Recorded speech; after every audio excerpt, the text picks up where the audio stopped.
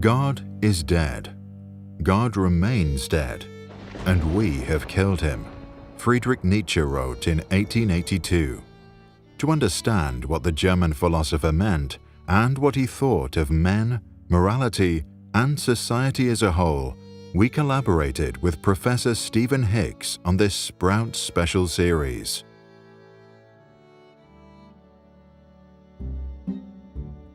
Part 1. God is Dead. For thousands of years, humans have been religious, but in the modern world, religion has become a shadow of its former self. Nietzsche's dramatic phrase, "God is dead," is meant to capture the shocking quality of this revelation. For those raised religiously, religion personalized the world. It gave them a sense that the world had a purpose and that they were part of a larger plan. It gave them the comfort that, despite appearances, we are all equal and cared for, and that upon death, instead of a cold grave, a possible happily ever after ending awaits. But in the modern world, we find it increasingly hard to believe those values. We have seen the dramatic rise of science, which has offered less comfortable answers to questions religion traditionally had a monopoly on. We have thrown off the shackles of feudalism with its unquestioning acceptance of authority and have become more individualistic and naturalistic in our thinking. But in historical time, all of this has happened very quickly.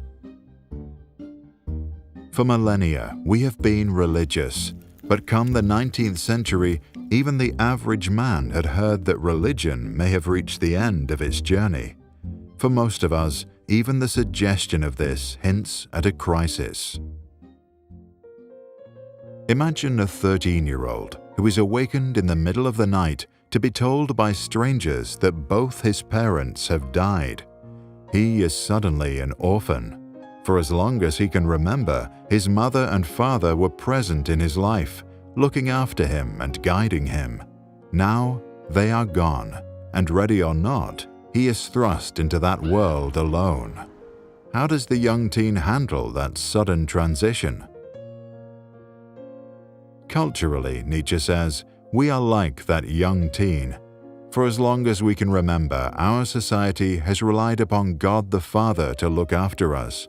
But now, suddenly, we are orphaned. We wake up one morning to discover that in our heart of hearts, our naively childhood religious beliefs have withered. So now, whether we like it or not, a question creeps into our minds. How do we face the prospect of a world without God and religion? In the 19th century, says Nietzsche, most people did not face that question well. Most people avoid the issue, sensing that even to raise it would be to enter dangerous territory. Life without religion is too scary to contemplate, so they retreat to a safety zone of belief and repeat nervously the formulas they have learned about faith. Slightly better to Nietzsche, but not much, are the socialists of the 19th century. Socialism is on the rise, and many socialists accept that God is dead.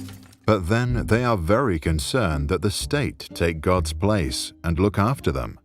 The mighty state will provide for us and tell us what to do against the mean people of the world.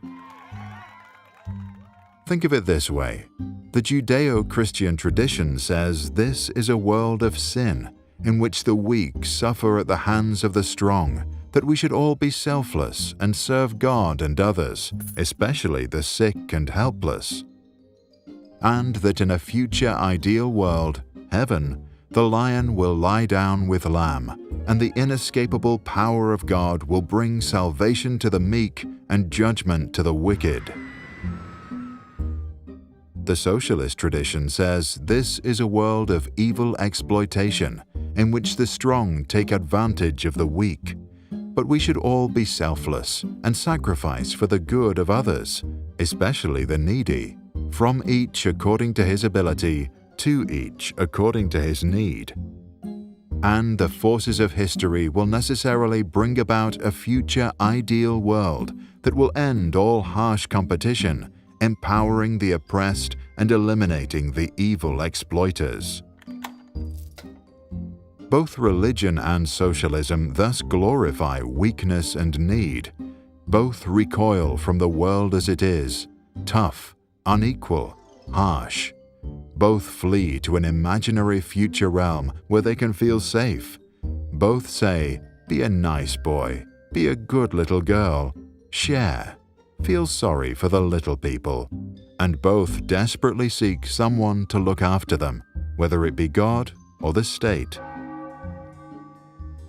So where, asks Nietzsche, are the men of courage? Who is willing to stare into the abyss? Who can stand alone on the icy mountaintop? Who can look a tiger in the eye without flinching? To be continued. Nietzsche, who was born in 1884, was not only a fierce critic of church and socialism, but also nationalism and anti-Semitism. His strong moral stance meant that he openly condemned many of his intellectual friends and even broke his relationship with his own sister, who married a notorious anti-Semite. So, what are your thoughts on Nietzsche? Do you agree with his understanding of the world we live in? For more information about this extraordinary man and his impact on our society, check the descriptions below. There you'll also find a link to Stephen Hick's full account of the German philosopher.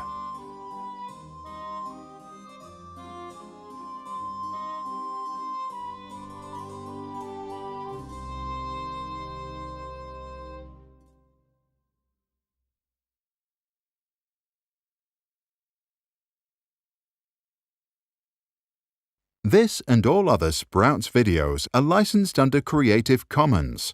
That means teachers from all around the world can use them in classrooms, online courses, or to start projects. And today, thousands already do. To learn how it works and download this video without ads or background music, check out our website or read the description below.